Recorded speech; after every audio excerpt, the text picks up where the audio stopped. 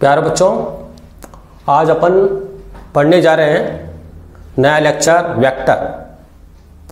और वेक्टर में अपन पढ़ेंगे लेक्चर फर्स्ट। तो बच्चों, आज अपन ये बहुत ही इंपॉर्टेंट चैप्टर है जो आपके नीट में, 11th में और IIT में इसका इंपॉर्टेंस बहुत ज़्यादा है कि हर जगह यूज होता है ये। तो अपन स्टार्ट से पहले अपन बात करते हैं फिजिकल क्वांटिटी क्या होती है। What is physical quantity? Physical quantity वो होती है जिसको अपन मेजरमेंट कर सकें। ठीक, दोज क्वांटिटी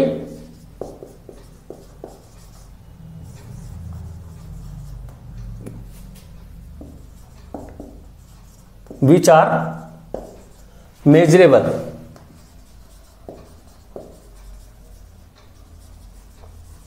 जिसको अपन मेजरमेंट कर सकते हैं। जैसे 2 किलो आम, 3 मीटर डिस्टेंस, तो डिस्टेंस को अपन मेजर कर सकते हैं, वेट को अपन मेजर कर सकते हैं। लेकिन अगर अपन कहें कि मेरे को देख को आपको खुशी हुई, तो इसका कोई मेजरमेंट नहीं है। मुझे लगता है यार तेरे को देख के बहुत अच्छा लगा, तो अच्छा का कोई डेफिनेशन नहीं है। अच्छा तो कंपैरिजन होता है, ये एक्यूरेट वैल्यू होती है। ठीक है, तो फिजिकल क्वांटिटी वो होती है those quantity which are measurable. जैसे example, distance, speed, force etcetera, ये होती है। अब फिजिकल क्वांटिटी जो रिप्रेजेंट करी जाती है Q equal to n u, ये तो इस फिजिकल क्वांटिटी की न्यूमेरिक वैल्यू होती है। कितना? जैसे न्यूमेरिक वैल्यू,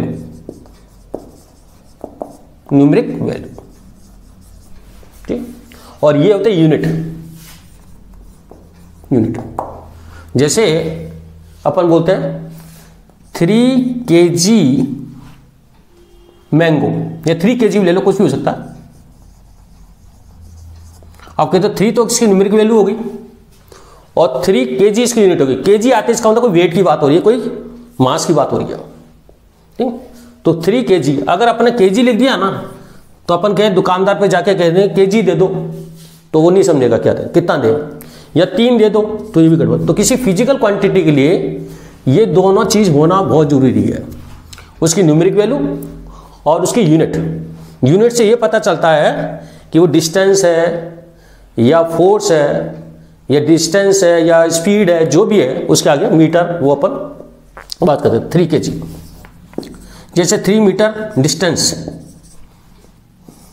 हो गई, ये डिस्टेंस हो गई, या 3 मीटर या 5 मीटर पर सेकंड, तो ये कि स्पीड की डिस्टेंस स्पीड हो गई, ये मास हो गया। तो ये kg लगती है, मास को बता रहा है, ये मीटर बताते हैं, ये डिस्टेंस या डिस्प्लेसमेंट है, और मीटर पर सेकंड स्पीड है। तो ये 2 चीजें होना जरूरी है।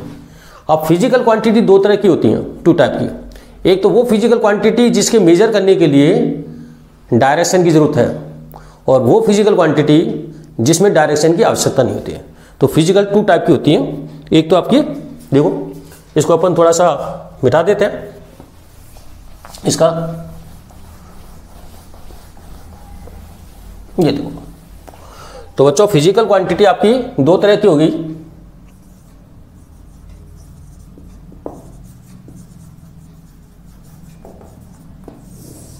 एक तो स्केलर और एक हो गया वेक्टर, जो अपना चैप्टर वेक्टर का ही है। ये देखो, स्केलर है, इसमें इसकी न्यूमेरिक वैल्यू तो होगी, न्यूमेरिक वैल्यू जो अपन बात कर रहे थे, यूनिट भी होगी, लेकिन डायरेक्शन नहीं होगी,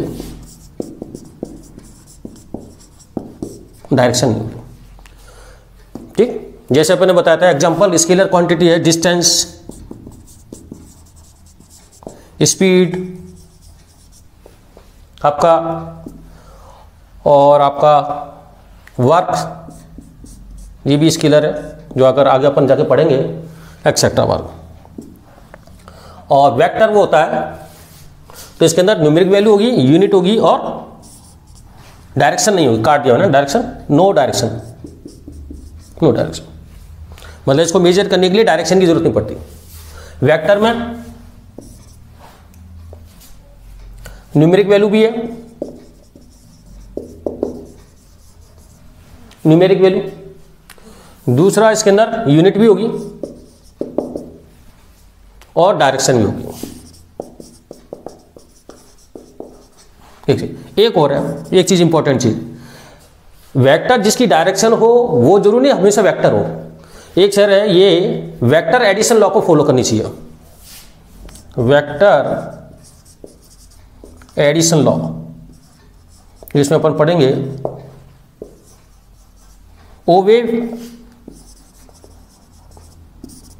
ओवे वेक्टर एडिशन लॉ।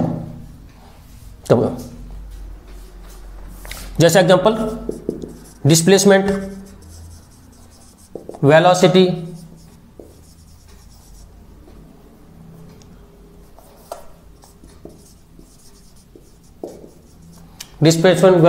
फोर्स। देखो इसके इसमें तो क्या होता है कि स्केलर में अपन सिंपल जोड़ते हैं। जैसे अपन बोले 2 kg मैंगो में 3 kg मैंगो जोड़ दें, ऐड कर दें, तो किसी बच्चे से जुड़वा लो, छोटे से छोटे बच्चे जो जोड़ एडिशन जानता है, हर कोई 5 kg कहेगा, 5 kg आएगा मैंगो। लेकिन इसके अंदर थोड़ा सा अंतर है, ठीक है। अगर अपने डिस्प्लेसमेंट की बात करते हैं, जैसे अगर कोई जैसे एक आदमी 3 मीटर ईस्ट में जा रहा है, ईस्ट में, फिर इसी डायरेक्शन में 3 मीटर 4 मीटर और चला गया, सेम डायरेक्शन, ये भी ईस्ट और ये भी सेम डायरेक्शन, तो इसका जो डिस्प्लेसमेंट होगा इनिशियल फाइनल को मिलाते हैं, ये अपन पहले भी बता चुके हैं कि डिस्प्लेसमेंट एज ए वेक्टर है 3 मीटर 7 मीटर हो जाएगा। लेकिन अपन अगर सपोज 4 मीटर इधर गए और 3 मीटर अगर लौट के आ गए, कि एक बार में 4 मीटर ईस्ट में गया और 3 मीटर वापस रिफंड लौट के आ गया, तो इसका जो डिस्प्लेसमेंट होगा फर्स्ट वाला इनिशियल को मिलाएंगे तो 1 मीटर हो गया, ठीक है। और अगर अपन इसको और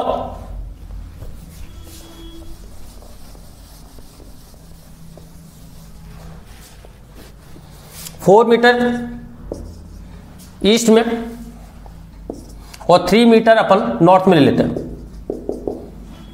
नॉर्थ ये ईस्ट, तो इसका डिस्प्लेसमेंट फर्स्ट और लास्ट 5 मीटर है। तो को 4 और 3 को ही जोड़ा है बार, लेकिन जोड़ने का तरीका अलग है कि यहाँ पे 3 ईस्ट है, 4 ईस्ट है ये भी, तो ये 7 मीटर हो गया। अगर 4 मीटर आपका ईस्ट में गया और 3 मीटर वापस लौट के आ गया, एरो दिखा रखा है ये एरो, ये मीटर ईस्ट और ये वेस्ट, तो नेट डिस्प्लेसमेंट कितना हुआ 1 मीटर, वही 4 और 3 है। यहाँ पे 4 मीटर पहले ईस्ट में और 4 नॉर्थ, तो डिस्प्लेसमेंट है 5 मीटर फर्स्ट और लास्ट में लाते हैं। तो ये एक तरह का एक वेक्टर लॉ है, उसके हिसाब से अपन बताएंगे आगे जाके।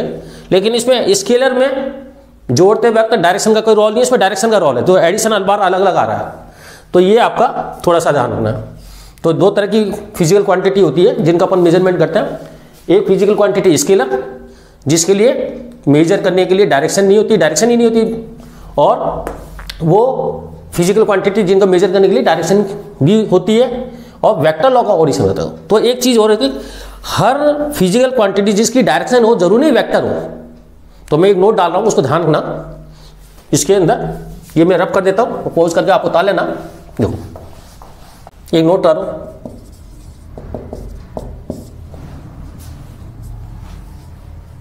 ए physical quantity have a vector, A physical quantity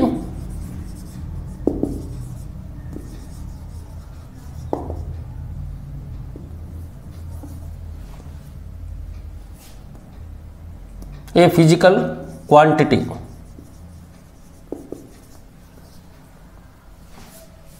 vector, देखो ए फिजिकल वेक्टर क्वांटिटी लिख देते हैं। अगर कोई फिजिकल क्वांटिटी वेक्टर है, वेक्टर क्वांटिटी है, तो उसकी डायरेक्शन जरूर होगी। तो it have must direction. A physical quantity, A vector, physical vector quantity, it have must direction, direction जरूर होगी उसकी, ठीक है। दूसरा ए फिजिकल क्वांटिटी जिसकी डायरेक्शन है कि जिसके, लेकिन जरूर नहीं वो वेक्टर हो। तो अगर कोई वेक्टर है तो उसकी डायरेक्शन होगी, लेकिन डायरेक्शन है तो जरूर नहीं वेक्टर हो, क्योंकि डायरेक्शन होने के बाद वेक्टर लॉ भी फॉलो होना चाहिए। डायरेक्शन के साथ एक वेक्टर लॉ लिखा है मैंने। A physical quantity have direction then it may be और मे नॉट वेक्टर, कि a physical quantity have direction then it may be और may not be vector, vector हो भी सकती है और नहीं भी हो सकती। जैसे एग्जांपल अपन बात करते हैं प्रेशर,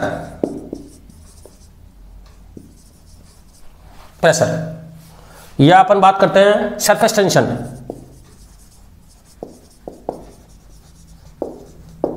या अपन बात करते हैं इलेक्ट्रिक करंट।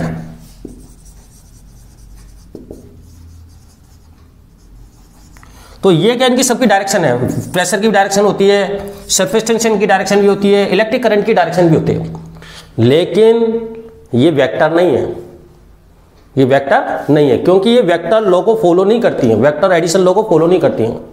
तो आपको दो चीज ध्यान रखनी है, अगर कोई वेक्टर है तो उसकी डायरेक्शन है, लेकिन अगर किसी फिजिकल क्वांटिटी की डायरेक्शन है तो वो जरूरी नहीं है मे या मे नॉट बी वेक्टर, ठीक है। जैसे मैंने एग्जांपल बोले हैं, प्रेशर है, सरफेस टेंशन है, इलेक्ट्रिक करंट है, ये इनकी डायरेक्शन है, लेकिन ये सभी क्या है, वेक्टर नहीं है। आगे सुन, तो अगर अपन और इसको उतार लीजिए, फिर अपन और बात करते हैं। क्या बता, रिप्रेजेंटेशन ऑफ वेक्टर कैसे रिप्रेजेंट करते हैं। मेरा बहुत अच्छा इंटरेस्टिंग चैप्टर है, इसको ध्यान से सुने, एक लाइन समझ में आएगी सारी। ये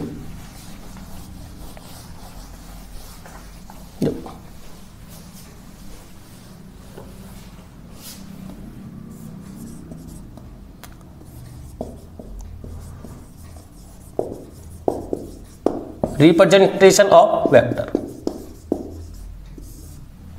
तो कोई वेक्टर है, इसके दो हैं, एक तो है मेथड मैथमेटिकल और एक है ज्योमेट्रिकल। दो रिप्रेजेंटेशन। ज्योमेट्रिकल रिप्रेजेंटेशन में तो क्या होता है, जैसे अपन को 4 मीटर ईस्ट से दिखाना है, ये डिस्प्लेसमेंट है 4 मीटर, तो अपन को क्या करना है, लाइन द्वारा दिखाएंगे इसको। इट रिप्रेजेंटेड बाय लाइन,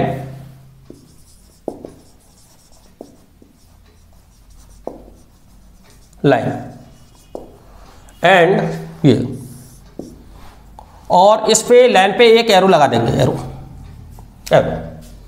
ये it represent by line and with arrow लिख देता हूं फिलहाल, लाइन विद एरो, ठीक है, विद एरो। अब एरो क्या है, एक एंड पे एरो लगेगा। तो ये लेंथ ऑफ लाइन है, ये तो बताते हैं इसमें मैग्नीट्यूड, ये लेंथ है यहां तक की, ये लेंथ, ये तो रिप्रेजेंट करती है क्या, मैग्नीट्यूड। भाई अगर आपका 4 मीटर है तो अपन 1 सेंटीमीटर को 1 मीटर मान लें, तो 4 सेंटीमीटर की लाइन लेंथ कर दोगे आप, ठीक है। तो लेंथ, तो ये हो गया लेंथ, तो बताएगी मैग्नीट्यूड, या न्यूमेरिक वैल्यू इसकी, मैग्नीट्यूड न्यूमेरिक वैल्यू भी कह सकते हैं। और जो एरो है, एरो ये रिप्रेजेंट करता है डायरेक्शन,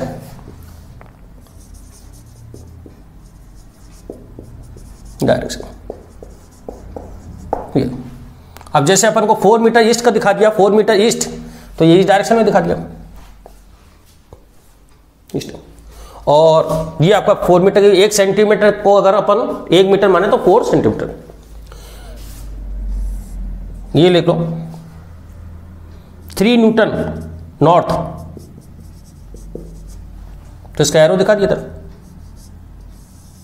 तो 3 सेंटीमीटर की लेंथ बना दी, तो जो भी स्केल आप बनाना चाहते हो वो आपके हिसाब से। तो अपने 3 सेंटीमीटर, 1 न्यूटन को अगर 1 मीटर मान लेते हैं, 1 न्यूटन को सॉरी 1 सेंटीमीटर, तो 3 सेंटीमीटर की लेंथ और 9 डायरेक्शन में एरो दिखा दो। तो इसकी डायरेक्शन, इसको तो बोलते हैं टेल और इसको बोलते हैं हेड।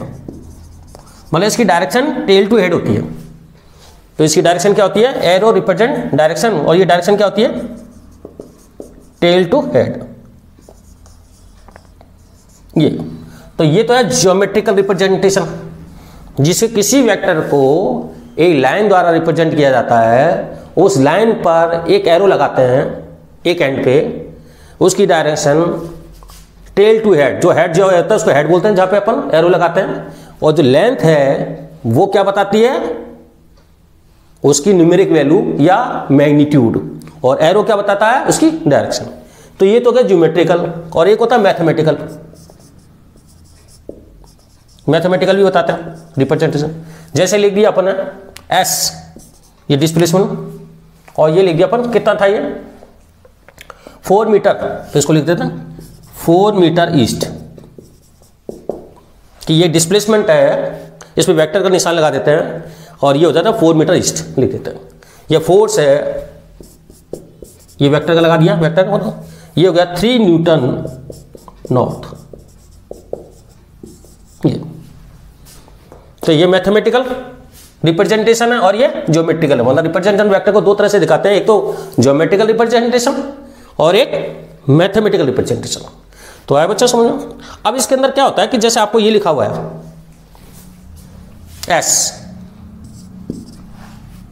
तो ये तो हो गया 4 मीटर ईस्ट, क्योंकि हमने वेक्टर लगा रखा है। वेक्टर को उसकी डायरेक्शन भी बतानी पड़ेगा, मैग्नीट्यूड भी बताना पड़ेगा। लेकिन अगर सिर्फ मेरे को मैग्नीट्यूड ही बताना है तो मैं ऐसे लगाऊंगा, इसको समझना, इसको इस तरह बंद कर दूंगा। तो ये क्या बताएगा, या इसके इसमें, या ऐसे भी ले सकते हैं, अगर या तो वेक्टर हटा दो या इस पूरे वेक्टर को इस डब्बे में बंद कर दो इस तरह का। तो ये मैग्नीट्यूड, ये सिर्फ 4 मीटर रह जाएगा, 4 मीटर। किसी वेक्टर में अगर एरो ऊपर लगा रखा है तो वेक्टर है, और उस वेक्टर को अगर अपन ने किसी मोड में बंद कर दिया, मोड, तो या फिर उसको एरो हटा दो, तो ये सिर्फ क्या बताएगा, उसका मैग्नीट्यूड बता देगा, मैग्नीट्यूड और यूनिट आ जाएगी। जैसे आपका एफ इसी के अंदर, या तो ऐसे लिख दो या ये लिख दो, ये हो जाएगा 4 न्यूटन। भाई फोर्स है तो फोर्स की यूनिट न्यूटन होती है, और डिस्प्लेसमेंट की यूनिट मीटर होती है, तो यूनिट तो लगानी पड़ेगी, ठीक है। तो ये आपका रिप्रेजेंटेशन हो गया। अब और थोड़ी सी बात करते हैं अपन इसके अंदर, समझने की चीजें मिटा देता हूं उसको। बहुत ही सिंपल चैप्टर है लेकिन बहुत इंपॉर्टेंट है बस ये, इसलिए आपको इसको पूरा आना चाहिए टॉपिक। इसलिए देखो,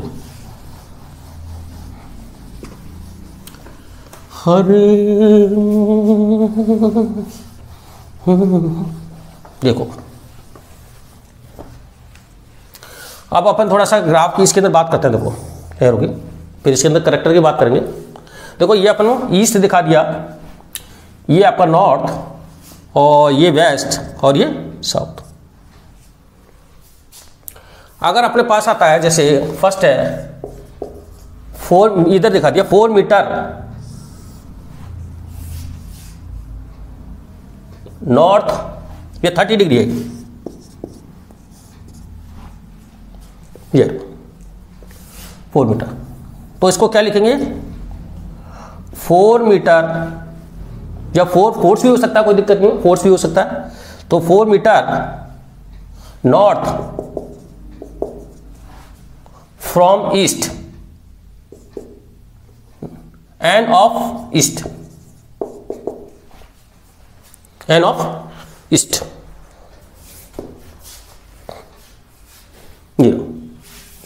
ये नॉर्थ ऑफ ईस्ट लिख सकते हैं चाहो तो, नॉर्थ ऑफ ईस्ट। ईस्ट से 30 degree 4 metre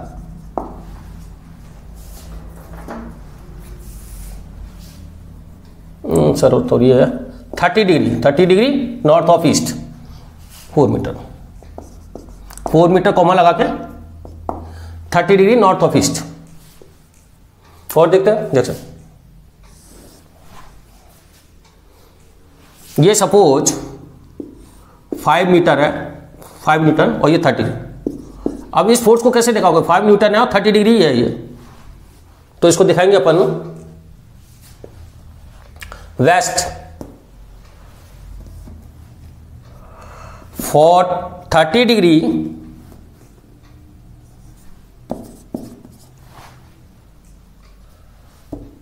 waste of north 5 newton, 5 newton, और डायरेक्शन क्या? 30 degree west of north.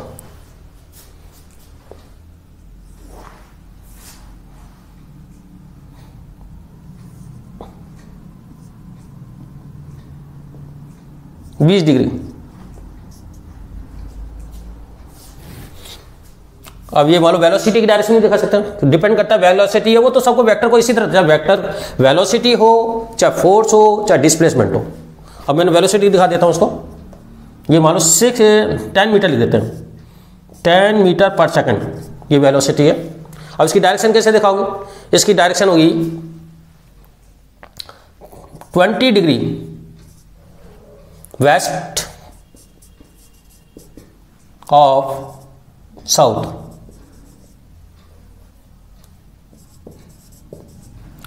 20 degree west में है ऑफ साउथ, साउथ से वेस्ट में।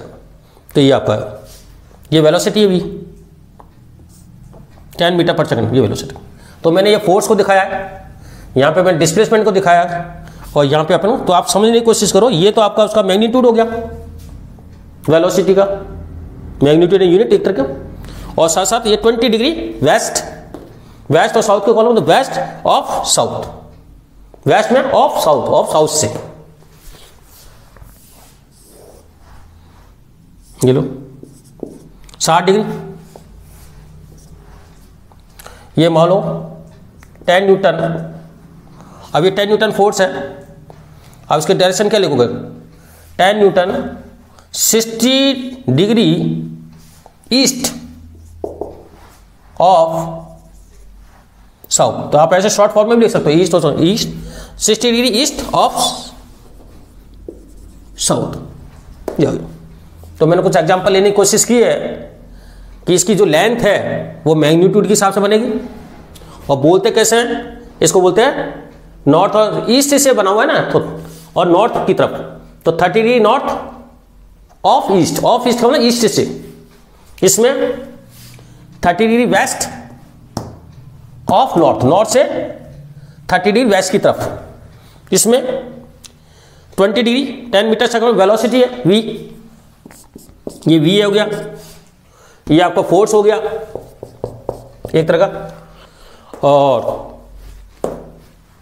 20 डिग्री वेस्ट ऑफ साउथ, और इसके अंदर ये 10 न्यूटन f हो गया, 10 न्यूटन कॉमन लगा देना था, और 60 degree east of south, south से 60 डिग्री ईस्ट की तरफ, ये आपका हो गया। तो ये आपका थोड़ा सा डायरेक्शन, तो इसकी ध्यान रखना, ये जो लेंथ है वो इसके मैग्नीट्यूड को बताएगी और एरो डायरेक्शन को बताएगा, ये, और ये इसका टेल कहलाता है, ये इसका हेड कहलाता है। अब थोड़ा सा और बात करते हैं important point related to vector.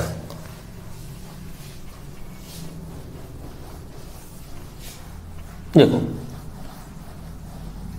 फिर तो अपन टाइप भी पढ़ेंगे इसके अंदर इस तरह।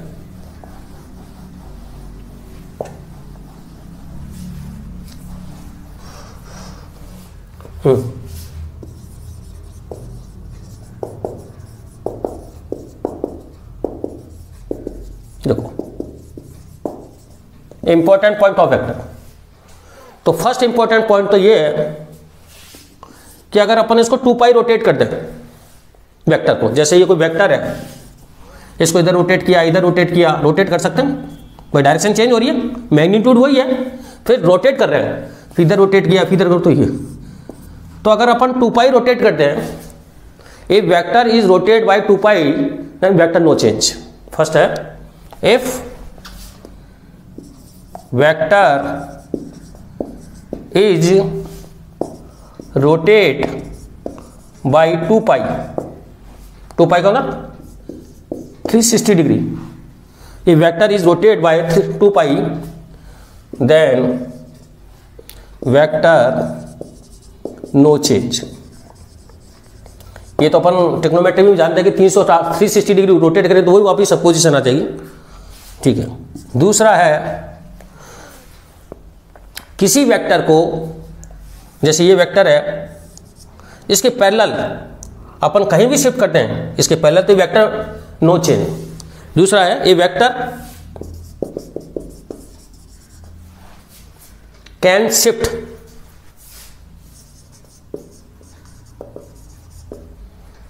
Parallel to itself, parallel to itself. A vector can shift parallel to itself, then vector no change।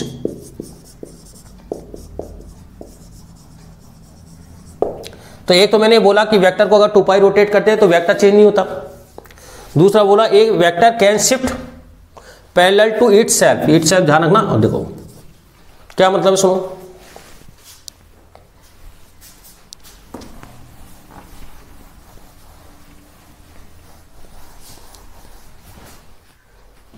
देखो ये सपोज ये वेक्टर यहां पर है 2 न्यूटन और डायरेक्शन, लेकिन इसके पैरेलल ही शिफ्ट करोगे, आपने यहां पे शिफ्ट कर दिया पैरेलल टू इटसेल्फ बोला ना, तो ये और ये वेक्टर, ये ए वेक्टर है सपोज और ये बी वेक्टर है और इसी के पैरेलल इधर शिफ्ट कर दिया ये C vector.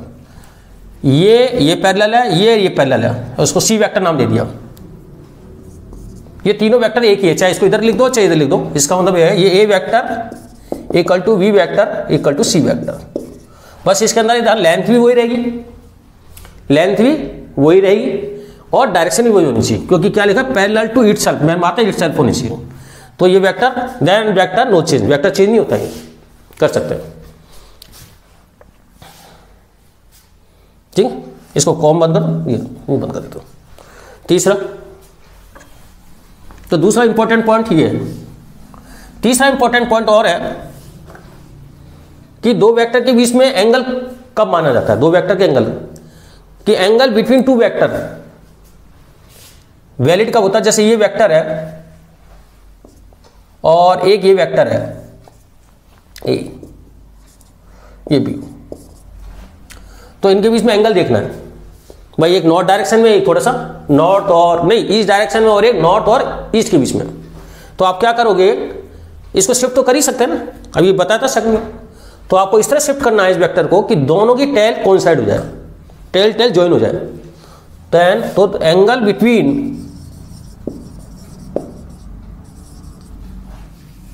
Between two vector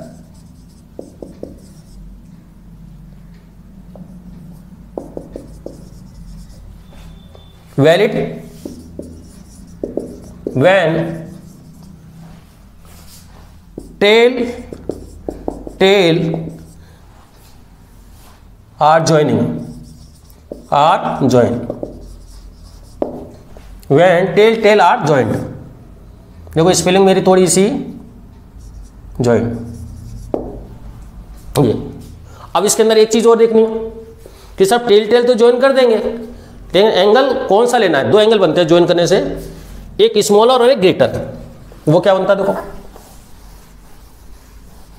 तो दो वेक्टर के बीच में एंगल तभी वैलिड है जब दोनों की टेल ज्वाइन हो। अब तुमको सभी हम कैसे ज्वाइन करें, अभी मैंने सेकंड लॉ में ये बताया था, सेकंड के अंदर इंपॉर्टेंट पॉइंट में कि किसी वेक्टर को उसके पैरेलल अपन शिफ्ट कर सकते हैं तो वो वेक्टर बदलता नहीं है।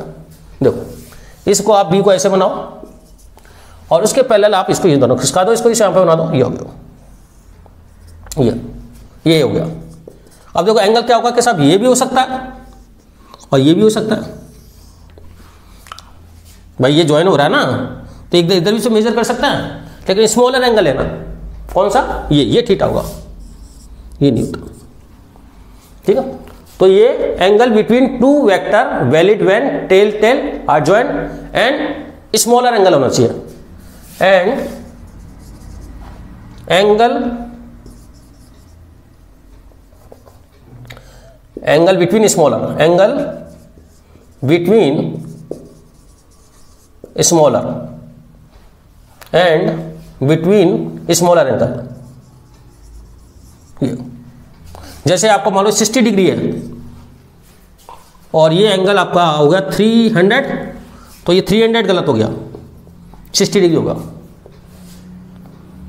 तो दो एंगल के बीच में एंगल तब वैलिड होता है जब टेल टेल हो और साथ साथ स्मॉलर एंगल हो। तो इसका मतलब ये एंगल की वैल्यू कभी भी थीटा जो होगी एंगल, वो एंगल के बीच में 0 से और 180 के बीच में रहेगी। 180 से ज़्यादा जाएगी ही नहीं, 180 और 0 तक रहेगी। इसलिए एंगल की रेंज यही रहेगी हमेशा। जैसे अगर आप ये कहना चाहते हो कि ये वेक्टर है और ये वेक्टर है और ये एंगल आपका ये 210 है, तो ये वैलिड ही नहीं है, ये एंगल नहीं लेगा। एंगल कौन सा लेना, जो इन दोनों में स्मॉलर हो। टेल टेल तो कोइंसाइड हो गया, टेल टेल तो कोइंसाइड हो गया, लेकिन एंगल कौन सा लेना है, ये वाला। समझ में आया? ये एंगल कितना होगा 170, ठीक है। तो ये गलत हो गया, ये सही हो गया। तो 3 लॉ आपने समझा है कि किसी वेक्टर को अपन पैरेलल इटसेल्फ कहीं पे भी शिफ्ट कर सकते हैं। दूसरा, उसको 2 पाई रोटेशन करते हैं तो वेक्टर नहीं बदलता। और एंगल बिटवीन तब होता है जब टेल टेल कोइंसाइड हो, और टेल टेल में भी वो देखना पड़ता है कि एंगल इन दोनों में से कौन सा स्मॉलर है, वो लेना है। तो ये दाना था angle between 2 vector valid when tail tail are joint and between smaller angle भी होना चाहिए, शुड बी स्मॉलर। एंड भाई देखो मेरी स्पेलिंग थोड़ी वो इंग्लिश थोड़ी कमजोर है, आप समझ लो, should be smaller angle and should be होना चाहिए। एक चौथा और देख लो, ये इंपॉर्टेंट है, वो ये है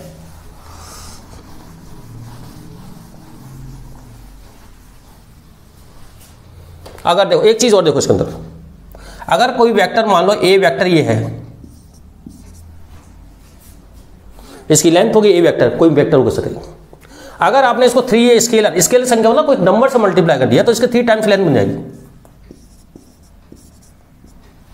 किसी वेक्टर को अगर किसी स्केलर नंबर से न्यूमेरिक वैल्यू से मल्टीप्लाई कर देते हैं तो उसकी डायरेक्शन चेंज नहीं होती, उसका मैग्नीट्यूड जिससे नंबर से मल्टीप्लाई उतना इंक्रीज हो जाता है मैग्नीट्यूड। या हाफ a/2 कर दो, तो a/2 करोगे, सपोज अपने a/2 कर दिया छोटा सा, तो ये a/2 हो जाएगा तक, ये a/2 के।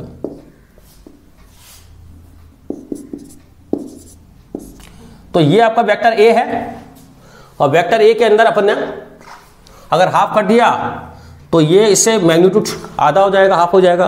और इसको 3 टाइम्स कर दिया तो स्केलर नंबर से किसी वेक्टर को किसी स्केलर क्वांटिटी से मल्टीप्लाई कर देते हैं तो वो वेक्टर उस स्केलर टाइम्स हो जाता है, डायरेक्शन चेंज नहीं होती, क्योंकि अपन सिर्फ स्केलर से मल्टीप्लाई, a को 3 किया और a को हाफ किया। तो ये चीज थोड़ा सा ध्यान रखना। अब एक इंपॉर्टेंट पॉइंट और लिख लो जो इंपॉर्टेंट है इसके अंदर,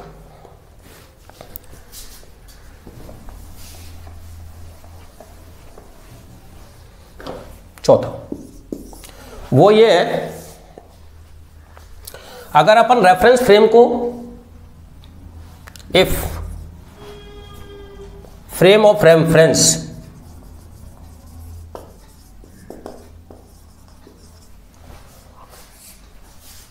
is transmit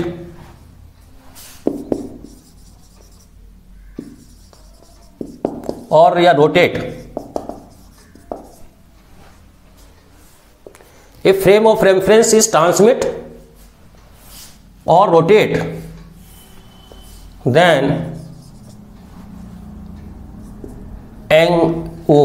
vector no change, vector no change, vector change नहीं होता। जैसे आपका ये कोई वेक्टर है ए, ये इसकी हेड है, ये टेल है, और अगर आपने इसको रोटेट करके यहां लिया है या इसको ट्रांसमिट शिफ्ट करके, या इसको रोटेट भी कर सकते हैं या यूं कर दें, रोटेट कर दिया। देखो यहां तो अपने क्या करा, इसको शिफ्ट कर दिया इधर, एक इधर क्या करा, रोटेट कर दिया, तो ये वेक्टर चेंज नहीं होगा, देन वेक्टर नो चेंज। हाँ, इसके कंपोनेंट चेंज हो सकते हैं कि भाई इसमें इस डायरेक्शन में कंपोनेंट करेंगे, अपन बात करेंगे, कंपोनेंट चेंज हो सकते हैं, लेकिन रिजल्टेंट उनका वही रहेगा। तो ये ध्यान रखना, a frame of reference is transmit और rotate then vector no change. तो मैंने यहाँ पे रोटेट किया है, ये ओरिजिन है, ये ओरिजिन है, ये ओरिजिन, और ये ट्रांसमिट कर दिया तो vector no change. Component of vector may change, component of vector may change, but resultant of component no change, but resultant of component no change।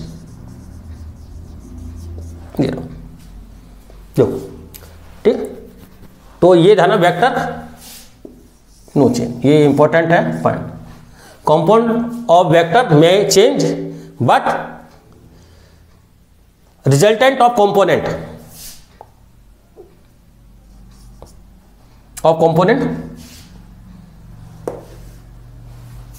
No change, resultant but resultant of component no change, मतलब उनका resultant करोगे तो वापस वही vector आ जाएगा। ठीक, तो ये 4 पॉइंट हैं इसके इंपॉर्टेंट पॉइंट, जिसको अपन आगे जाके यूज लेंगे। अब अपन थोड़ा सा टाइप ऑफ वेक्टर के बारे में बात करते हैं। Type of vector, type of vector,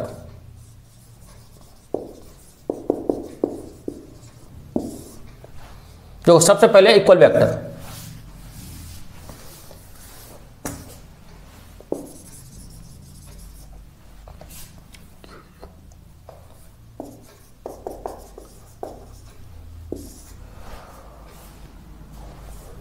दो वेक्टर इक्वल तब होते हैं जब उनका मैग्नीट्यूड भी सेम हो, डायरेक्शन भी सेम हो। A vector equal to b vector, it mean उनका मैग्नीट्यूड भी सेम होगा एंड डायरेक्शन भी सेम होगा, दोनों, एंड डायरेक्शन सेम, यूनिट भी सेम, यूनिट भी सेम।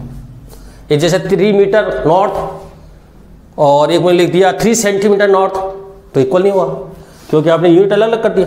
तो क्या होना चाहिए, मैग्नीट्यूड भी सेम, डायरेक्शन भी सेम और यूनिट भी सेम। तो जैसे आपका 3 मीटर नॉर्थ S1 है और S2 है 3 मीटर ईस्ट, तो S1 S2 इक्वल नहीं है क्योंकि अपन ने क्या कर रखा है इसमें, ईस्ट और नॉर्थ अंतर आ गया, डायरेक्शन में चेंज आ गया। ये सही, S1 है 3 मीटर नॉर्थ, S2 है 4 मीटर नॉर्थ, ये भी अलग अलग है क्योंकि आप free motor S1 not S2। ठीक, तो ये थोड़ा सा और यूनिट भी है, 3 मीटर मैंने नॉर्थ लिख दिया और 3 सेंटीमीटर नॉर्थ लिख दिया, तो सेंटीमीटर नॉर्थ और मीटर नॉर्थ तो फिर अलग हो जाएगा। तो ये तीनों चीज होनी चाहिए, मैग्नीट्यूड सेम, डायरेक्शन सेम और यूनिट सेम, दो वेक्टर, तो दोनों वेक्टर। दूसरा है आपका इक्वल वेक्टर के बाद इसको अनइक्वल वेक्टर।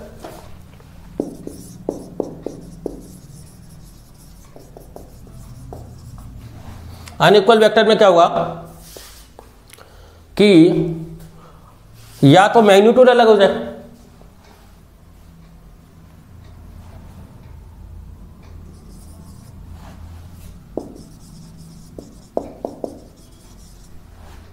अनइक्वल,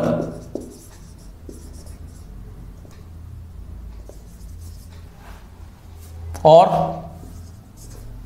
ये डायरेक्शन अनइक्वल।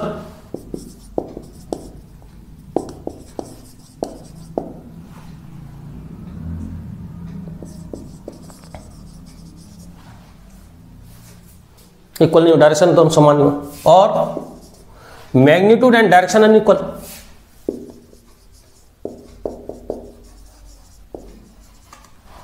डायरेक्शन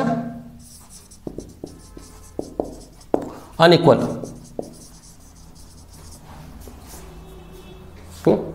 जैसे मैग्नीट्यूड अनइक्वल का मतलब है 3 मीटर बनाया 4 मीटर बनाया, डायरेक्शन सेम है लेकिन मैग्नीट्यूड अलग है। 3 मीटर बनाया 3 मीटर बनाया, इसकी डायरेक्शन सेम है, अनइक्वल है लेकिन मैग्नीट्यूड सेम है। एक ऐसा बनाते 3 मीटर और ये 4 मीटर, ये लो देखो। तो यहाँ पे मैंने डायरेक्शन सेम रखी, मैग्नीट्यूड अनइक्वल कर दिया तो अनइक्वल है ये। यहाँ पर तो ये S1 है, ये S2 है, यहाँ S1 है, ये S2 है, यहाँ पर S1 है और ये S2 है। यूनिट भी सेम होनी चाहिए, वो तो मैंने बता दी ऊपर वाले में। तो S1 not equal to S2, S1 not equal to S2 और S1 not equal to S2। ये हो गया अनइक्वल वेक्टर। दूसरा तीसरा है parallel and anti parallel vector.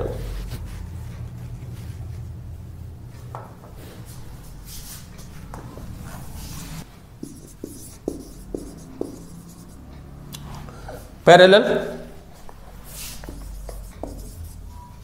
And anti parallel.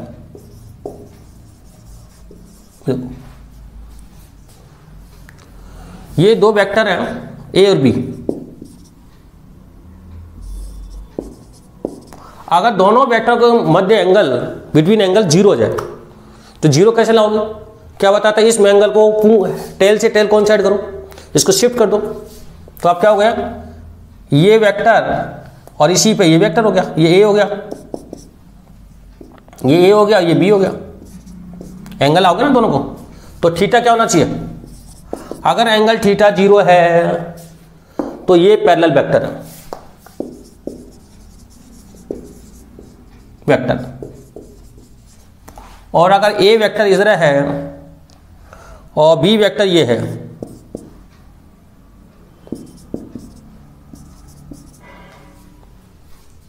तो अब इसमें आप इसके दोनों टेल को टेल से शिफ्ट करो, वो ज्वाइन करो टेल से टेल, तो क्या बनेगा? देखो ये ए हो गया और ये बी हो गया, ये ए बी है और ये ए है। एंगल कितना हो गया इनके? तो एंगल बिटवीन टू एंगल 180 हो जाए, तो ये थीटा 180 हो गया, तो थीटा एक 180, तो इनको बोलते हैं एंटी पैरेलल, एंटी पैरेलल। तो बच्चों आप समझाएं, दो वेक्टर कि दोनों टेल टेल को कोइंसाइड करना है, दोनों को टेल कोइंसाइड करने के बाद एंगल देखना है। अगर एंगल 0 आता है तो वो पैरेलल वेक्टर है, और दो वेक्टर जिनको टेल टेल के जोड़ने पर 180 एंगल आता है तो वो एंटी पैरेलल एंगल है। ये तो ये थर्ड। फोर्थ है आपका angle negative of A vector, negative. देखो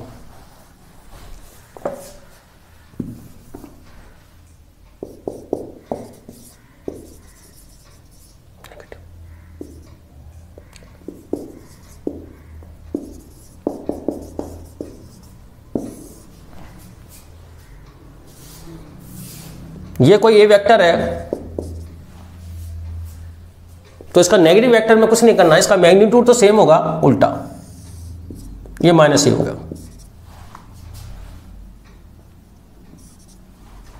ऐसा वेक्टर जिसका मैग्नीट्यूड तो इक्वल हो लेकिन डायरेक्शन अपोजिट हो, magnitude equal but direction opposite. तो ये ए का माइनस है, ये इसका क्या है, नेगेटिव है, नेगेटिव ऑफ वेक्टर, इसका नेगेटिव वेक्टर उल्टा कर दो उसका, मतलब ये है इक्वल बट डायरेक्शन अपोजिट। जैसे सपोज ये ए वेक्टर है और ये बी वेक्टर है, समझना। अगर इसका ये इक्वल हो, कंडीशन दोनों में मैग्नीट्यूड, और angle between A and B 180,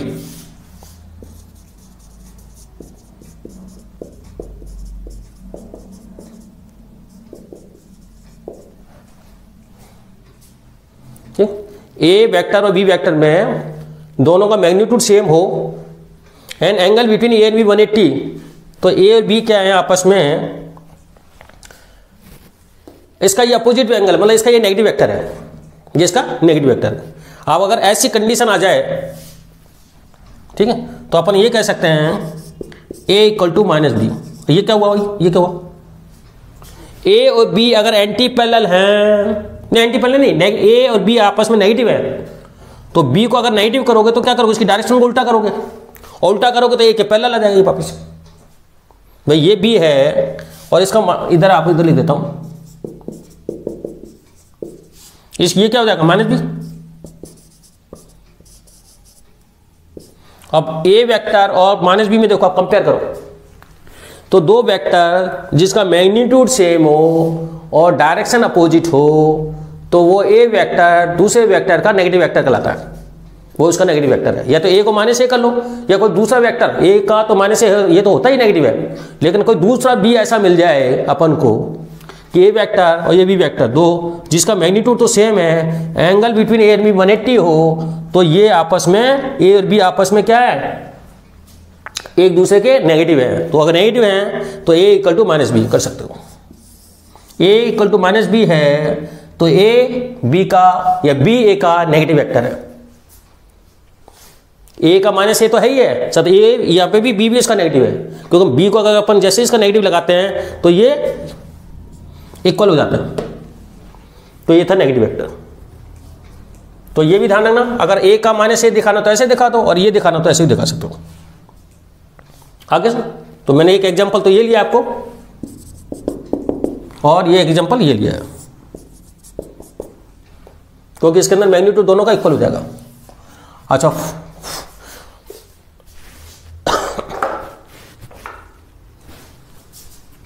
एक को लेते हैं collinear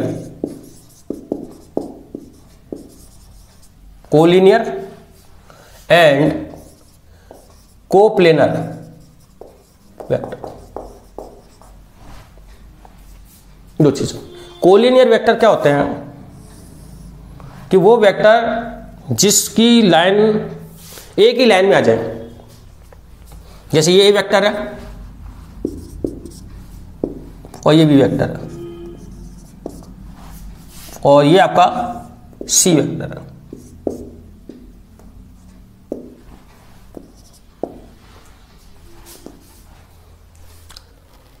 those vector lie on the same line, direction opposite हो सकती है लेकिन है कोलिनियर, एक लाइन पे है। तो क्या लिखोगे आप, those vector which lie, those vector lie on same line, those vector lie on same line called collinear।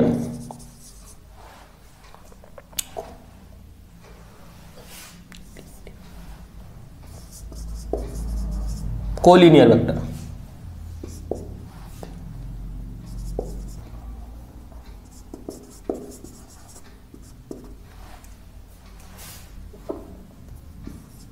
L I.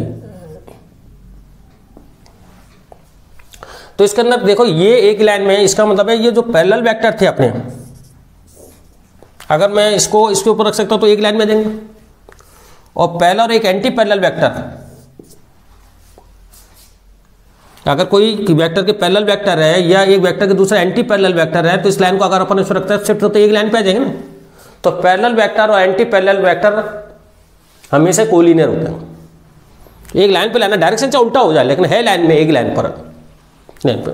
तो क्या हुआ, parallel vector and anti parallel parallel and anti parallel vector are collinear collinear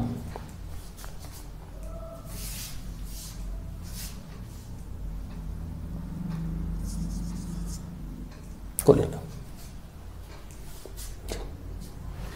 इसको इसको लो collinear. अब आता coplanar vector. Coplanar vector क्या होता है कि जैसे एक वेक्टर ये भी वेक्टर है, इनको एक प्लेन में ले लें अपन, एक प्लेन में, जैसे कि ब्लैक बोर्ड पे आ गए दोनों या मेरे इस हाथ पे आ गए, तो लाइन द सेम प्लेन। तो दो वेक्टर होंगे वो तो हमेशा कोप्लेनर, चाहे इधर कर लो तो इस प्लेन में आ गए।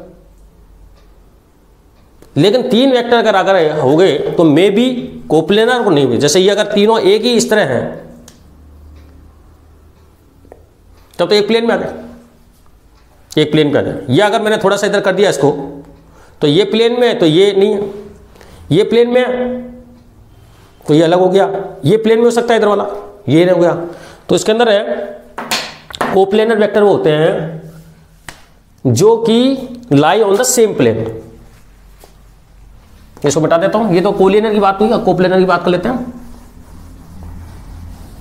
कोप्लेनर है coplanar vector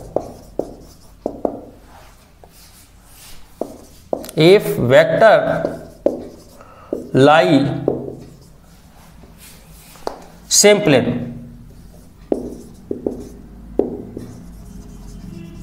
same plane,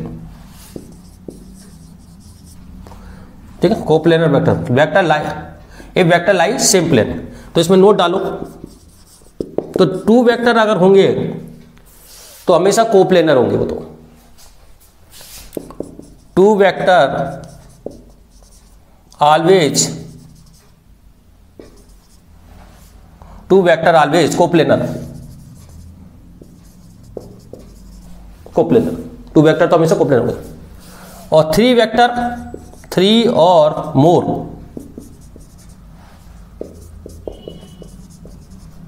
three और मोर वेक्टर मे बी कोप्लेनर और नॉट, मे बी कोप्लेनर और not may be, not may be, ठीक है। थ्री वेक्टर, थ्री और मोर वेक्टर मे बी कोप्लेनर और नॉट मे बी, हो भी सकते हैं और नहीं भी हो सकते। तो ये हो गई कोप्लेनर और प्लेनर की बात, बताया ना अभी। अब जैसे मैंने ये बनाया, ये आ गया, लेकिन इधर बना देंगे तो एक नहीं हुआ, तो हो जाएंगे। इसको दो को लेंगे तो ये तीसरा बाहर निकल, इसको लेंगे तो ये बाहर निकल जाएगा, इसको लेंगे तो ये बाहर निकल जाएगा, तो इसको बोलते हैं कोप्लेनर। अब एक और है unit vector and zero vector. देखो unit vector and zero vector.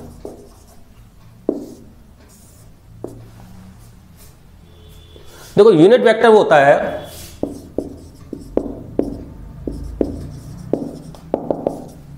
जिसका मैग्नीट्यूड 1 हो, यूनिट हो, मैग्नीट्यूड इक्वल टू 1, मतलब ए का मैग्नीट्यूड 1 होना चाहिए ये, और डायरेक्शन सेम,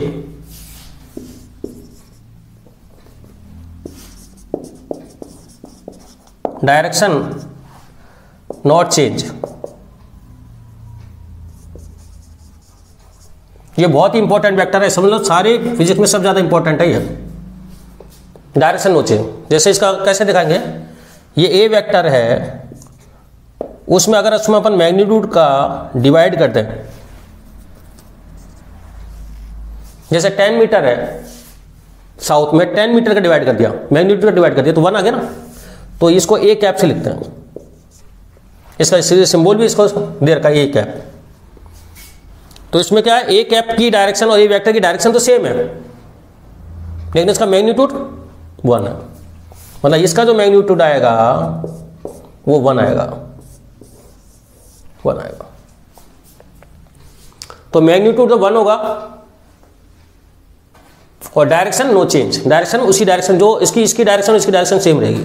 तो ये फॉर्मूला है जो अपन आगे काम में लेंगे इसको, कि किसी वेक्टर का यूनिट वेक्टर अगर बनाना हो तो उसमें मैग्नीट्यूड का डिवाइड कर दो तो वो यूनिट वेक्टर में चेंज हो जाएगा। इस यूनिट वेक्टर का कैप लिखते हैं, ए कैप बोलते हैं इसको, ए कैप है ना। तो इसका मैग्नीट्यूड की बात करें तो 1 आएगा। तो इसका यूज होता है किसी वेक्टर की डायरेक्शन दिखाना, जैसे अपने कार्टेशियन कोऑर्डिनेट अपन पढ़ेंगे आगे जाके, ये x, ये y और ये z, ये ओरिजिन। तो इन्होंने 3 बता रखे हैं। पॉजिटिव x की डायरेक्शन में unit vector in positive x axis, इसको दिखाता है आई कैप से। Unit vector in positive x x, ये ऐसे unit vector in positive y axis, उसको बता रखा जे कैप। अगर वो आई कैप लिखता है तो फिर वो आपको डायरेक्शन बताने की जरूरत नहीं। आई कैप का मतलब है प्लस x डायरेक्शन में, और यूनिट वेक्टर इन z एक्सिस के कैप, ये आपको ध्यान रखना। तो किसी मैग्नीट्यूड के साथ अगर अपन यूनिट वेक्टर ऐड कर दें तो ये क्या फॉर्मूला हो गया, ए वेक्टर इज इक्वल टू उसका मैग्नीट्यूड और ए कैप लगा दिया, मतलब उसको मैग्नीट्यूड के साथ ए कैप लगा दिया तो वो एक तरह डायरेक्शन बता देगा। तो आप एक रेक्टेंगुलर कोऑर्डिनेट बोलते हैं इसको बोलते हैं रेक्टेंगुलर कोऑर्डिनेट या कार्टेशियन कोऑर्डिनेट, वो आगे अपन पढ़ेंगे। तो i cap plus x axis, y axis और जेड एक्सिस के अंदर, जैसे एग्जांपल अपन बात करते हैं,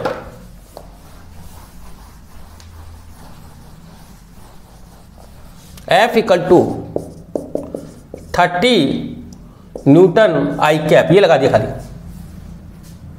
फोर्स। तो अब आपको डायरेक्शन बताने की जरूरत नहीं है, इसका मतलब है 30 न्यूटन प्लस एक्स डायरेक्शन में लग रहा है। फोर्स कहां है, इन पॉजिटिव एक्स डायरेक्शन। मतलब यूनिट वेक्टर का यूज होता है, यूज क्या है यूनिट वेक्टर का,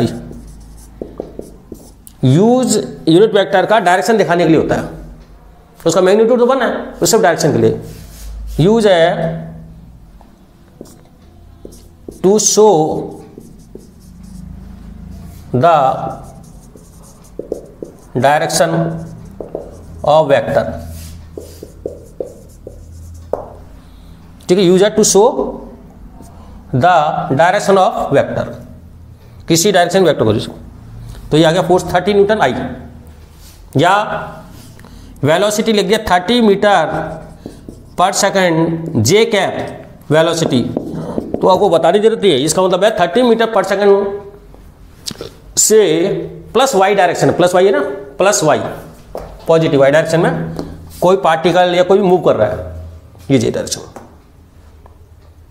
तो ये था यूनिट वेक्टर। तो इसका यूज करना समझ में आ गया होगा। किसी वेक्टर नंबर के साथ अपने किसी फिजिकल क्वांटिटी के साथ अगर यूनिट वेक्टर लगा दिया तो फिजिकल क्वांटिटी के साथ तो वो उसकी डायरेक्शन को शो कर देगा।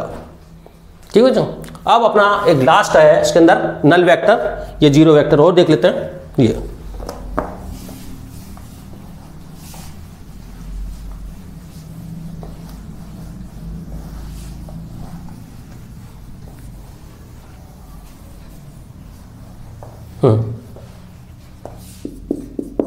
नल बोलते हैं या जीरो, ये जीरो और नल एक ही बात है।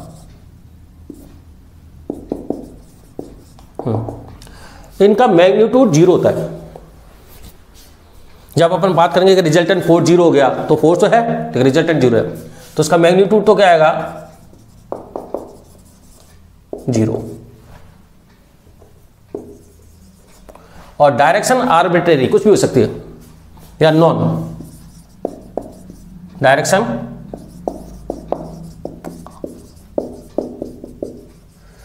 आर्बिट्रेटरी,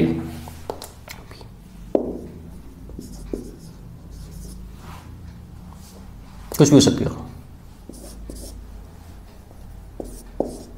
अननोन, कुछ या आर्बिट्रेटरी का ना कुछ भी ले सकते हैं, नल वेक्टर, ठीक है, जिसका मैग्नीट्यूड तो 0 होगा और डायरेक्शन आर्बिट्रेरी होगी, भी होगी। अब एक क्वेश्चन लेते हैं अपन छोटा सा, ये 3 वेक्टर हैं, ये 60 डिग्री पर है,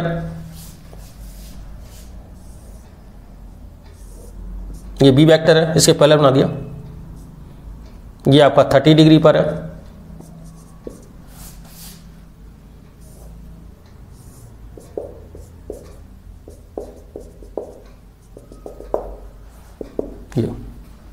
ए वेक्टर इधर है 60 डिग्री ऊपर, बी सी, तो आपको बताना है angle between A and B, B and C and A and C.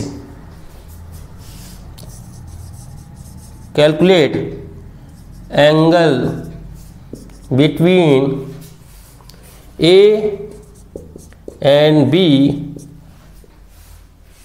B and C